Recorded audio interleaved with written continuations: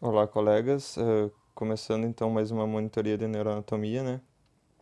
O conteúdo de agora é somestesia e as inteligências múltiplas do Gardner, né? Então vamos começar com somestesia. Eh, Essa parte do conteúdo fala sobre como o nosso corpo, né, recebe as sensações e interpreta, transformando elas em percepções, e a gente vai ver um pouquinho sobre isso aí. Então, a partir de uma energia externa, né, seja ela em forma de luz ou cinética, no contato ou temperatura, ela vai chegar até nossos receptores sensoriais, seja pela visão, audição, sensibilidade corporal, olfato, gustação, e ela vai ser traduzida para a linguagem do sistema nervoso, né? Essa tradução às vezes é chamada de transdução, né? Se não me engano. Logo no início do texto, né, do material da professora, tem um exemplo, né, que é sobre a maçã, uma discussão filosófica, que se uma maçã cai em algum lugar, né, e não tem ninguém para ouvir, existe som, aí essa questão na neuro e na neurofisiologia, os caras entendem que não existe o som, existe sim a vibração do ar, né?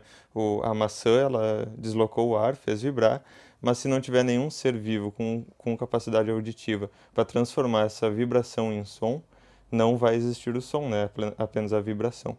Então essa é a principal diferença, né? Um exemplo da diferença do mundo real e o mundo percebido. E é a partir desse mundo percebido que a gente vai estudar a somestesia. Então, o mundo real e o mundo percebido são diferentes, e essas diferenças vêm através das capacidades sensoriais diferentes de cada ser, né, e de cada um de nós também, algumas pequenas variações, e variações fisiológicas que vêm no decorrer do nosso dia ou no decorrer da vida, né, com níveis de consciência diferentes, estados emocionais diferentes, a saúde e uma infinidade de coisas que podem ser diferentes e moldar a nossa percepção sobre as coisas, diferenciar, né, nossa percepção. Então, nessa parte do conteúdo, tem quatro conceitos básicos. Os principais deles que eu considero, né, a sensação e a percepção, que a gente vai ver logo em seguida. Então, a sensação é a capacidade de codificar certas energias externas, traduzindo para a linguagem do sistema nervoso. Isso traduzindo para o impulso nervoso, né? Então, a energia que antes era térmica ali, aquecendo, ela chegou em contato com o teu corpo e os receptores, né, fizeram a tradução dessa energia para um impulso nervoso ali, um potencial de ação, né, no neurônio. E então outro conceito é o sentido, que seria as modalidades sensoriais, né? Por exemplo, a visão, a audição, a gustação, são modalidades sensoriais, né? E cada uma delas tem uma energia externa que ativa, né? Por exemplo, a visão é a luz. Aí a vibração pode ser tanto audição, tato ou até mesmo dor. Ah, os outros dois, então, desses conceitos, os sistemas sensoriais, que é um conjunto, são os conjuntos de regiões do sistema nervoso, que vão ser os conjuntos que vão estar proporcionando, né, toda essa sensação e percepção. E a percepção em si, que junto com a sensação é os dois conceitos mais importantes, é a capacidade de vincular os sentidos, portanto a sensação, a outros aspectos da existência. Então, a memória, pensamentos, comportamento, né? Então, só para dar um exemplo e ficar mais claro, ah, a informação sensorial, né, ela vai ativar nosso sistema nervoso e ela só vai se tornar percepção a partir do momento que a gente linkar, a gente interpretar, lapidar toda essa informação que veio para nós. Então, digamos que eu estou na rua e a minha informação sensorial da minha visão vai me dizer, né, que eu estou vendo luz, ela está sendo ativada por luz, tem diferenças de cores, eu estou vendo movimento. Só que a minha percepção sobre isso, ela já vai ser, por exemplo, que eu estou na rua e que eu estou vendo um carro vermelho e ele está em alta velocidade, por exemplo. Então, uma coisa é sensorial, outra coisa é percepção. A percepção é a parte mais lapidada, né? Que a gente dá valor às coisas, dá nome, consegue interpretar elas de fato. E essa percepção, ela sempre vai ser seletiva, né? Relacionada com a nossa atenção, o nosso sono, a nossa vigília. Então, por exemplo, tem coisas que o nosso corpo percebe, que o nosso corpo sente, né, no caso, e a gente acaba não percebendo, não tem essa interpretação mais fina, assim, mais lapidada. E tem outras funções também dessa informação sensorial, que seria controle dos movimentos, regulação das funções orgânicas e manutenção da vigília. Mais coisas que a gente que não estão muito relacionadas com a percepção, e sim com fatores que a, a informação sensorial nos ajuda de forma mais autônoma, assim. Aí nós temos as modalidades sensoriais. As modalidades sensoriais, então, são caracterizadas por visão, audição, gustação, olfação e somestesia. Aí cada uma delas é estimulada por algumas energias, né, do ambiente. A visão é pela luz, no espectro visível, e ela tem submodalidades, né, como a visão de cores, percepção de formas, percepção de movimento. A audição, então é o som, né, no espectro audível também. E a submodalidade sensorial seria os tons, os timbres, localização espacial dos sons e isso relacionado à audição. A gustação, então, os estímulos são químicos, ah, e a submodalidade seria tu sentir o doce, o amargo, o salgado, azedo. Ah, a olfação também é um processo químico, né? São estímulos químicos. Não tem submodalidades, né? Só que é uma infinidade, são milhares de cheiros, né, diferentes. E a somestesia, então, é o único que é estimulado por mais de um tipo de energia, né? Pode ser mecânica, térmica ou química. E na submodalidade você tem o tato, a sensação térmica, a dor, a propriocepção, que é a orientação especial, né? E cada um dessas modalidades sensoriais vão ter alguns receptores sensoriais específicos, né? Os receptores que a gente estuda são os mecanoceptores, quimioceptores, fotorreceptores, termoceptores e nociceptores. Agora eu falo mais ou menos sobre cada um deles e essas tabelinhas que tem no material são bem interessantes para vocês olharem e fixarem, né? O entenderem melhor. Os mecanoceptores são relacionados a movimento, né? Coisas mecânicas. Isso está muito na somestesia aqui, ó. Mecanoceptores. E também na audição, eles são mecanoceptores auditivos. Então, tipo, a nossa audição, ela trabalha através da vibração do ar, né? E isso é uma energia mecânica. Quimioceptores, que estão relacionados ao paladar e ao olfato, né? Ah, substâncias químicas, no caso. Fotorreceptores, que é da luz, né? Foto. E está relacionado à visão. Os termoceptores, que é da temperatura, as variações da temperatura, calor ou frio. E os nociceptores, que são da dor. Então, aqui é a nossa anestesiadora. Os nociceptores, toda vez que, por exemplo, uma pressão que antes estava sendo acionada só no mecanoceptor for lesiva ou for maior, né? Ela vai começar a ativar os nociceptores que vão gerar a dor. E a última coisinha que vem no material é a sensibilidade diferencial, né? Como eu estava dizendo antes, por exemplo, se uma pressão está acionando os mecanoceptores, quando ela começar a gerar dor, vai começar a estimular neurônios diferentes, porque cada receptor, eles são praticamente exclusivos para cada função, entendeu?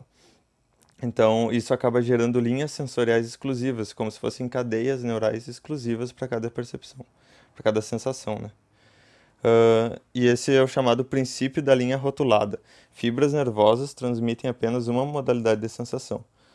E é só mais como curiosidade, mas é possível que a professora peça, né, sobre isso. Tá. Agora sobre a teoria das inteligências múltiplas.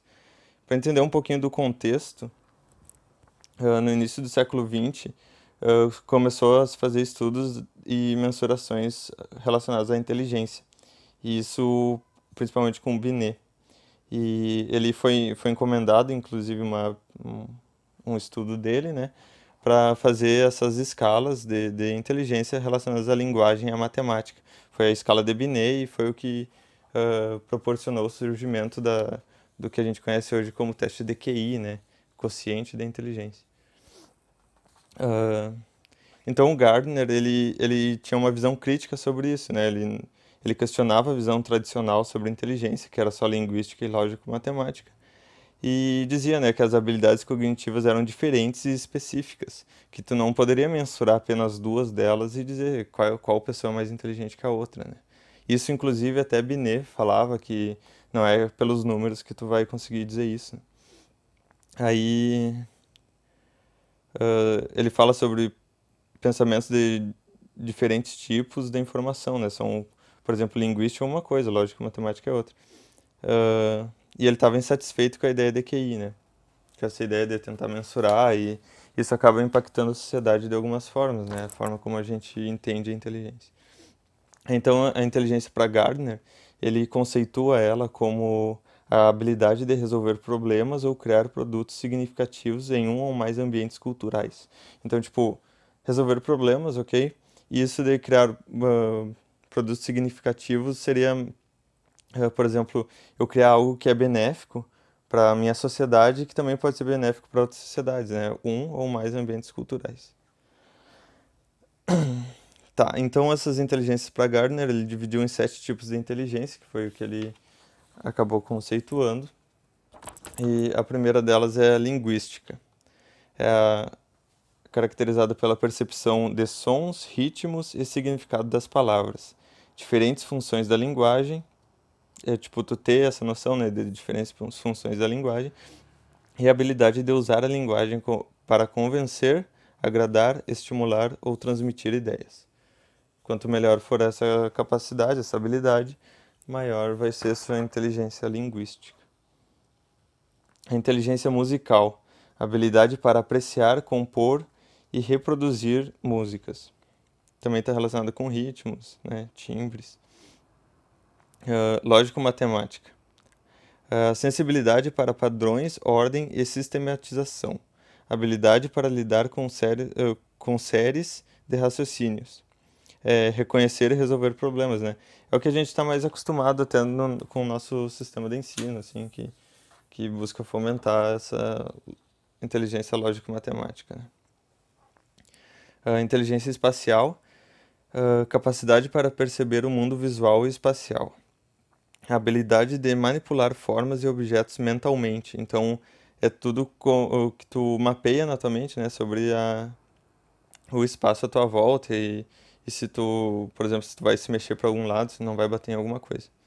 A sinestesia, então, é a habilidade de usar a coordenação no controle dos movimentos e na manipulação de objetos com destreza.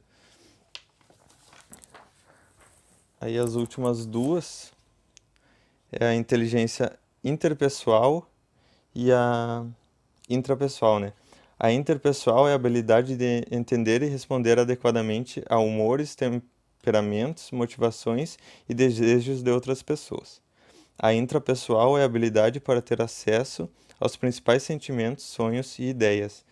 Então, uma coisa que é importante ficar bem claro é que esses 7 tipos de inteligência, por mais que eles sejam divididos, né, eles não funcionam separados. Então, se vocês forem ver a interpessoal com a intrapessoal, elas estão muito ligadas, né? Que nem a espacial com a sinestésica. A minha ideia de como está o espaço à minha volta e como eu vou me movimentar são duas inteligências que vão estar sempre juntas, né? Então aqui ó, o desenvolvimento é interligado entre elas. Ah, e existem algumas diferenças, né, nesse desenvolvimento que pode ser por fatores biológicos, mas amplamente pelos fatores ambientais. Então o Gardner fala, né, que talentos só se desenvolvem enquanto valorizados pelo ambiente, e isso está diretamente relacionado à cultura, né? Por exemplo, em uma cultura onde a gente não valoriza a inteligência musical, por exemplo, ela não vai ser fomentada nas pessoas. E na cultura que a gente vive hoje, onde a inteligência lógico-matemática e linguística é muito fomentada, acaba, tipo, desenvolvendo isso mais nas pessoas, né? Então, o Gardner fala também sobre a educação e o que essa teoria dele impacta na educação, né? Então, a teoria apresenta algumas alternativas, né? Como avaliações que sejam adequadas às diversas habilidades humanas, educação centrada na criança, com currículos específicos para cada área do saber. Então, currículos, né, como se fossem matérias, que contemplem as inteligências, né, e que ajudem a desenvolver elas. E o ambiente educacional mais amplo e variado. Ahn, Aí tem uma frase, né, que é bem interessante: a vida não se limita apenas em raciocínios verbais e lógicos, que é mais ou menos o que a gente vê hoje, né, que ele tinha como crítica à sociedade, né, a partir da crítica que ele fez com relação aos testes de QI, né, e mensurar a inteligência só com base nisso, sendo que para ele tem outras características também. Então é basicamente isso. Lembrar das coisas mais importantes que eu salientei ali. A questão da diferença, né, do que é sentir, o que é perceber. ah, Sobre as inteligências, lembrar que elas são sempre interligadas e pense no dia a dia de vocês, pense nas inteligências que vocês desenvolvem. É também interessante pensar em profissões, né? Por exemplo, alguém que pratica esporte, quais as inteligências que eles estão ativando mais, né, se desenvolvendo mais, e até mesmo para o psicólogo, né, quais as inteligências de Gardner que a gente precisa mais desenvolver, o que a gente vai mais usar atuando como psicólogo, né, ou até mesmo estudando psicologia. Ah, eu acho que é mais ou menos isso. Amanhã, quarta-feira, vai ter a monitoria ali na sala, igual aos outros dias, fazer a revisão e boa prova para vocês.